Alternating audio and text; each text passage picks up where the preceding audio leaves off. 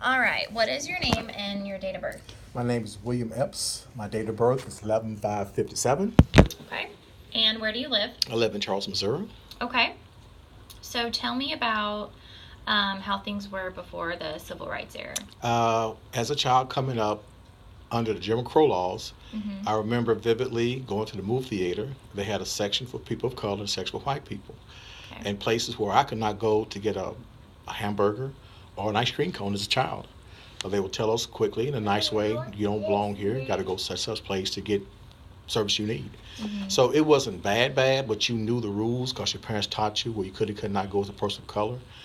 We had stuff on outside of town stores and stuff, but they was off limit to us on Main Street. Mm-hmm. So that was kind of shocking. You go to a place where, at one incident, I saw some white kids coming out of a place with some ice cream cones.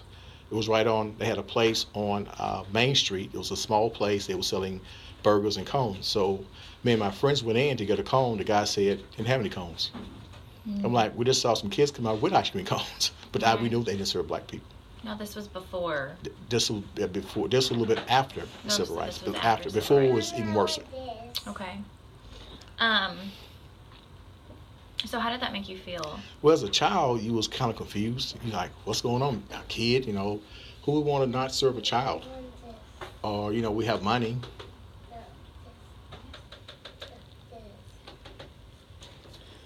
Oh, yeah. So you had.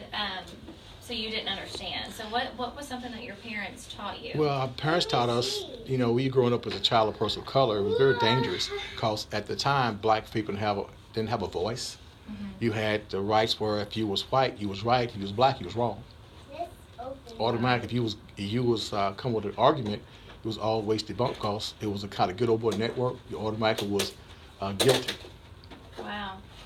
What was some racism that you experienced? Well, growing up as African American at that time, it was like when I was a senior in high school, I was junior in high school. My art instructor, this was 1976 when I graduated. My junior year, I was probably just as good or better than the lady who won the art award. I was the first person of color who won the art award in our high school here in Charleston. So he told me, my art teacher told me, said that the person who's a senior will get the art award. If you just as good or better, they will cost their seniors, they will get the art award. Okay, no problem. Came back my senior, I tied with a junior. Mm-hmm. I was like, did you tell me last year that you could not tie? You could not, if the person was just going to better than you, there was no tying. The senior automatically get it. But I tied for it. That was racism. Mm-hmm. And, Definitely. and so you see that. I think something that was ingrained in people automatically, if you was a person of color or female, whatever, it was automatically knocked down a couple of pegs. I also experienced it in college too as well. Mm-hmm. I'm like, why would I, because of my skin color, well, people look at me, my skin color, not my abilities, and try to judge me from that. Mm-hmm. I What think did you experience in college? in college, we wrote a paper one time in language, and I kept getting C's on it. I'm like, and I'm writing decent papers. So I went to one of my females, she was white, she was a grad student in language. So she checked it for me. She said, I'm going to make sure you're going to get A this time, because if I look at it, I'm a grad student. This is my major is language. And so she checked it for me, made the correction. I still got a C. Mm. So what did you do about that? Well, I'm like, I don't want to make any waves. I'm like, if I go making waves. I looked at some of the students' papers too. I looked at their papers after class. They read mine. I said, yours better than mine. Why you get a C? So what year was that when you were in college? It was between 1976 and 80s. Yeah. So this is quite a few yeah, years after. yeah. Before civil rights, right? Before 65, racism still alive and well in areas. But it was a lot of people wasn't racist. Mm-hmm. Or wasn't bigoted. So growing up as a kid, we played with white kids, Mm-hmm. but it was you could see that the system was kind of still divided in a sense.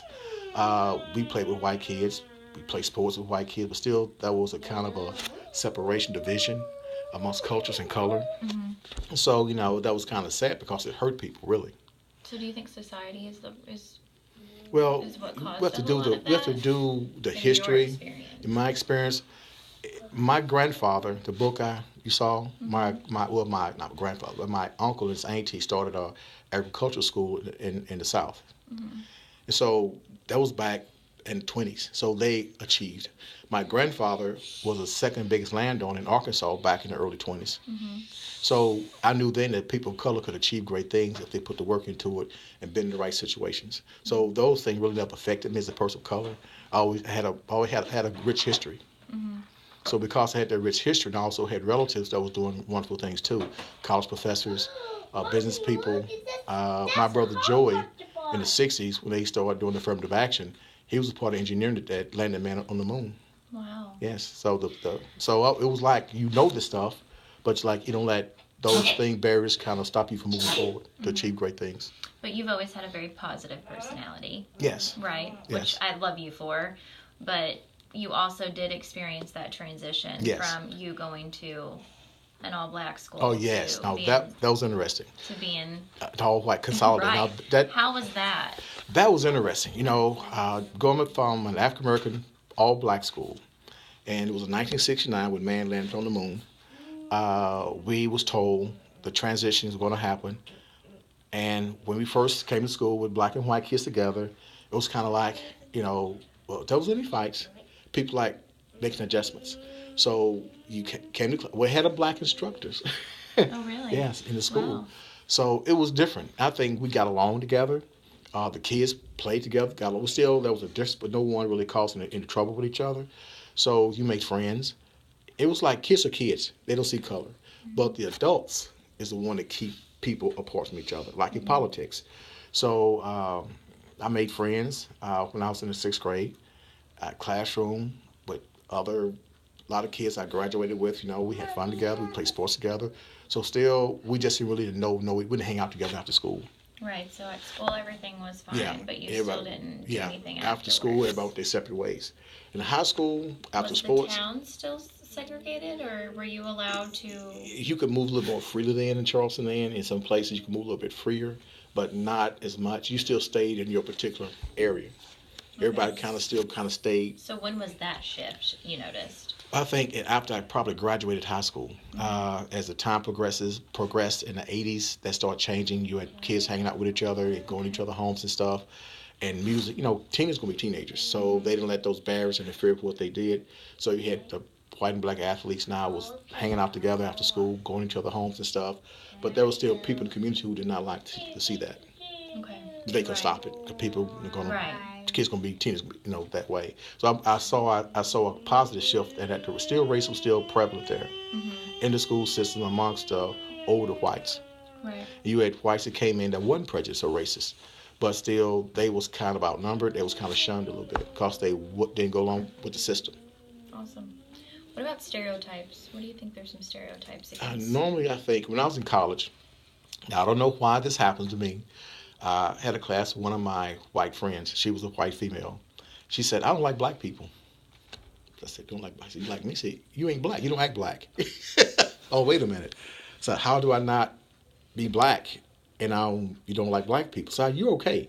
Like, what caused you not to like black people? Said one of my white friends got mugged by some African Americans. I'm like, so they got mugged, right? So don't white people commit crimes too? She looked at me and said, "Huh?" I'm like, there's white people in jail for the same crimes. There's rape, there's murder, there's white people that do the same crimes as black. They're just criminals. Could be any color. So don't base your analogy based up one of your friends got harmed by a person of color, but there's white people do the same thing too. So that is a stereotype that we've talked about, especially in class, is the whole, well, you don't act black, so I like you. Yes. What do you think that means?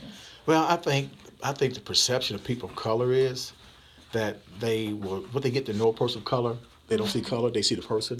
And I'm like, and I've been said that to a few times already. You don't act like them. So how are them supposed to act? Right. I'm like, I don't talk any different. I don't behave. I think the character. I think they see black as one culture. It's cultures amongst people of color. It's cultural diversity. There's different classes of black people, different types of black people. I think a person run across a certain type of person of color is like whites. They like, wow, they're aggressive, they're negative, but everybody color is not that way. So I think you got to know a person as an individual, not as a race, but an individual. Then you see the person not as a race, but the person themselves. Okay. And finally, But what do you think is still an issue today? What do you think we need to work on still? I think mostly time, again, people are not born prejudiced or made to be that way. And I'm saying that you have a lot of, amongst anyone, there's too many, to me, there's Republican, Democrat, and religion. I think people pick their own ideology, the way of thinking, and they, like in Germany, they weren't racist people. They were made to be racist. Mm-hmm. There's a political party rose in Germany, which was the Nazi party. They had an ideology, and I think when you have government people involved with financing people who are not well educated on things, to fall into those phrases, become that way, and they'll look at a group of people as being bad and label them as really bad. But it's all about money, greed, and power control. And like gangs and stuff, they exist only to control and intimidate people. And I think racism is in the same boat. Is one group want to maintain control and power over everybody. Right. So, do you have any advice for me, being a counselor?